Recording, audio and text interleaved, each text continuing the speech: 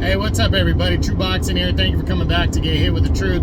So today we're doing the IBF Champions Report as we look at all champions from 122 pounds all the way to heavyweight and look at all the title belts and all the champions and give an update on what they are going to be doing coming up and if they just fought in the last couple months. Now, before we get into that, if you could smash the like button, leave a comment, subscribe to the channel, I really do appreciate any and all support that I can get as I continue to build my channel here.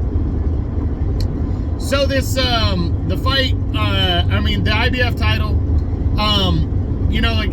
we are about to do the end of year ones at the end of December, and that's basically going to cover all of 2023 and give you, kind of an insight into 2024. Before we get there, we got to get through this one and what's happened in the last couple months. Let's kick it off with the 122-pound super bantamweight division, where the reigning IBF and Unified champion is Marlon Tapales of the Philippines. He holds both the IBF and the WBA titles, and his next fight is good to go. Marlon Tapales will return to defend his Unified title, but more importantly, attempt to become the undisputed super bantamweight champ at 122 when he takes on the monster Naoya Inoue for the undisputed super bantamweight championship of the world. Inoue holds the WBC and WBO titles. That fight will take place Tuesday, December 26th in the main event of an ESPN card. Now, Tapales is coming in a big underdog, but you know what? He's used to that role. His victory over MJ back in April, he was a big underdog and he pulled off the upset. So he knows that role, he's welcome to it, and he's going to be ready to go.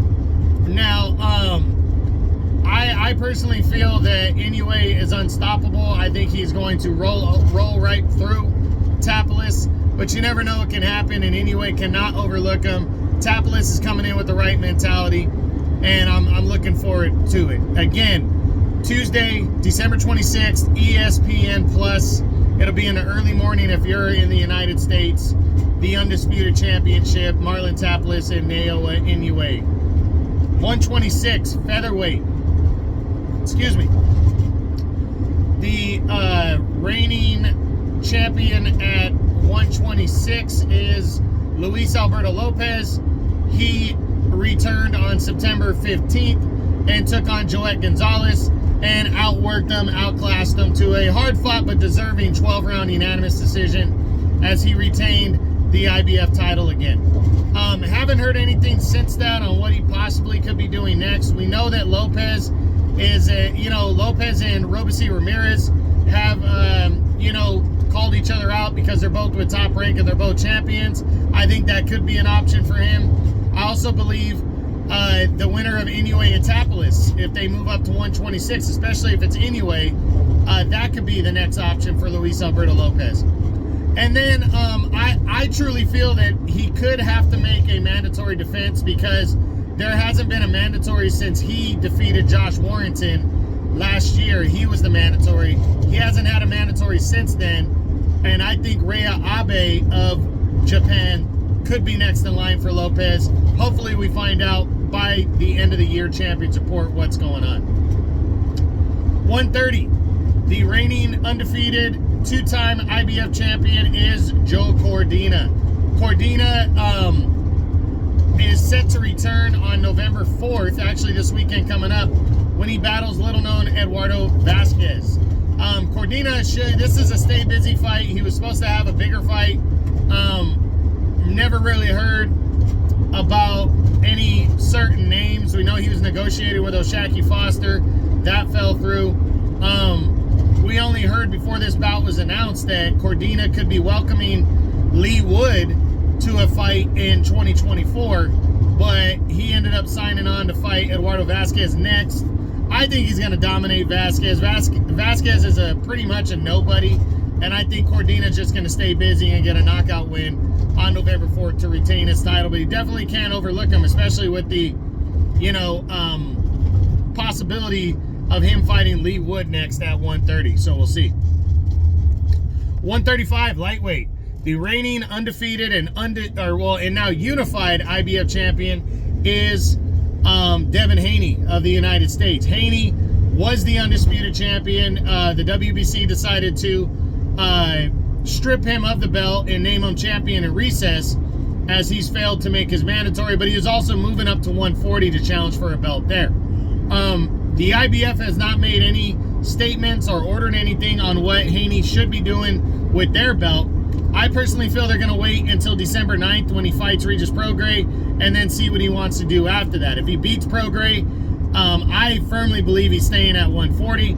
If he loses to Prograis, then we got to reevaluate and see what happens. But we could find out something before the end of the year. We could not, about what potentially is going on. I know top two contenders there, I believe, are Vasily Lomachenko and George Kambosos if the title were to go vacant. So we'll see what happens. 140, the reigning champion there is Sujal Matias. Matias is Matias captured the IBF title way back in February, and finally he will be making a mandatory defense of that belt against Shohan Ergashev, who's an undefeated contender with some pop. They are going to collide November 24th on the undercard of the Andrade and Benavidez interim super middleweight title fight on Showtime pay-per-view. Big card for Matias to showcase himself. Ergashev, though, not a bad fighter. He's got some pop. This is going to be an interesting one. I'm looking forward to it. I think Matias is going to knock him out and push forward into 2024. But we'll see what happens. Again, that's November 24th on Showtime pay-per-view. 147, welterweight. The reigning undefeated IBF and undisputed welterweight champion is Terrence Bud Crawford. Crawford still hasn't decided what he's going to do next, even though the rematch clause with him and Errol Spence was triggered by Spence. But these two are currently negotiating what they're going to do. There's been a lot of talks that the fight is not going to happen. There's been talks that it is going to happen. So we got to wait and see. Personally, I feel like Crawford and Spence are going to fight at 154, and Crawford will vacate his belts. If that happens, Jaron Boots Ennis moves up to full champion, and then we'll see what he decides to do after that. So just in the playing the weight game right now with Crawford, and if he's going to fight Spence next. 154, the reigning IBF and unified super welterweight champion is Jermell Charlo. Charlo was the undisputed champ, but the WBO decided to strip him of his belt after he was announced as undisputed champion when he decided to move up 2 weight classes and challenge Canelo Alvarez for the undisputed title at 168. They upgraded Tim Tszyu to champion. So now Charlo is still the unified champ. He still holds the IBF, WBA, and WBC titles.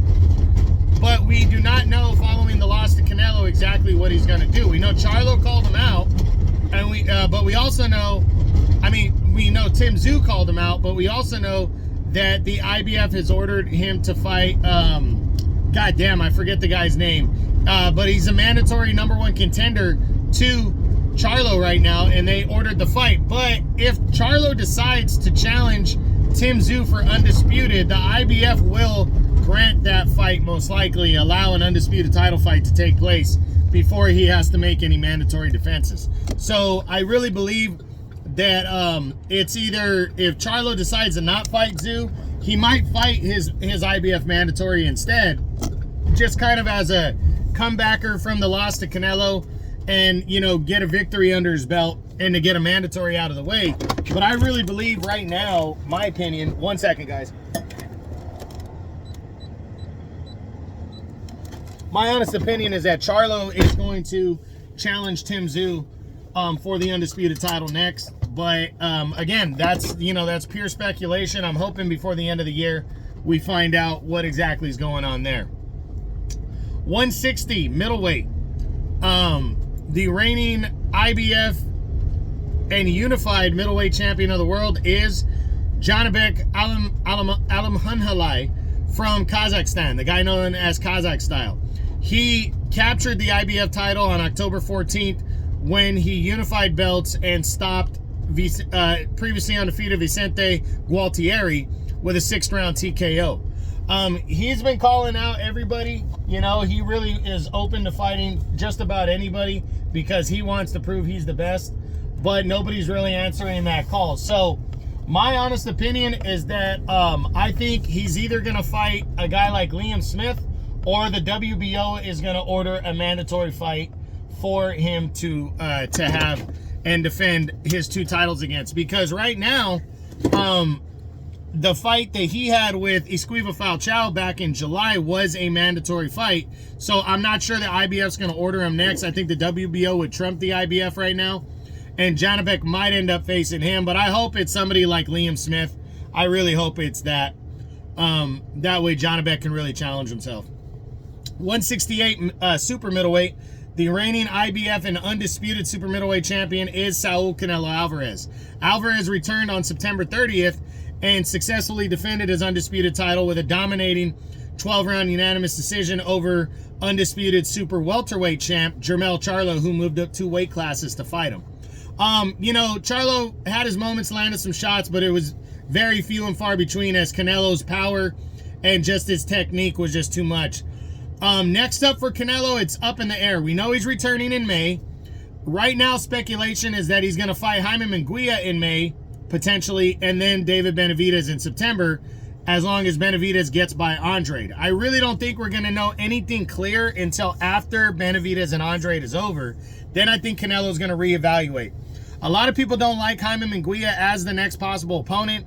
I'm not big on that fight. I don't think Munguia's earned it, but I will say this. Canelo does need a softball or a softer touch type fighter that he can defeat before going in against the winner of Benavidez and Andrade. So hopefully we hear something for the end of the year. 175 light heavyweight, the reigning IBF and unified light heavyweight champion of the world is the undefeated Arthur Beterbiev. Beterbiev was supposed to fight Callum Smith in August, his WBC mandatory challenger, but a retinal issue that he had caused the fight to get postponed, and now the fight has been rescheduled for January on ESPN. I'll give my prediction on that fight at the end of the year. Champions Report. 200 cruiserweight. The reigning and undefeated IBF champion there is Jai Opetaia of Australia. Jai Opetaia, or New Zealand, I can't remember which one he's from. But Jai Opetaia returned at the end of September after a 14-month layoff due to injuries, and took on undefeated Jordan Thompson, as he had a couple mandatory challengers bail out on him. He dominated the 6'6" Thompson, broke him down, beat him up, and stopped him in 4 rounds to stay undefeated and stay champion. And now the talks are that the IBF has ordered Opetaia to rematch former 3-time world champion Maris Bradis next. So that should be good. I'm hoping by the end of the year we have a date for that fight, or at least a projected date on when that fight should go down, as Opetaia will try to leave no doubt that he's the better man. And finally, at heavyweight, the reigning IBF undefeated and unified heavyweight champion is Oleksandr Usyk. We know the fight with Usyk and Fury has finally been signed and is ready to go. We're just waiting on a for sure date. The original date was December 23rd, but now that Tyson Fury suffered a cut against Francis Ngannou and also took a knockdown, and it was a much tougher fight than expected, most are saying that on less than 2 months, it's going to be tough for him to return. So we'll see what happens, but I'm hoping we get to see Tyson Fury and Usyk before the end of the year. If we do, I'm still going to favor Fury. I think he was overlooking Ngannou and didn't take that fight as serious. I think he'll be good to go for Oleksandr Usyk. But we'll see what goes down, and hopefully we hear something very, very soon on that potential undisputed title fight. So that's it. That's what I got. That's my IBF Champions Report. Make sure to check out the end of year Champions Report at the end of December, as I'm going to cover the entire year and what's went on with each champion and title. And that's it. I hope you enjoyed the video. If you did, smash the like button, leave a comment, subscribe to the channel. I appreciate any and all support. This is True Boxing. You've been here with the truth.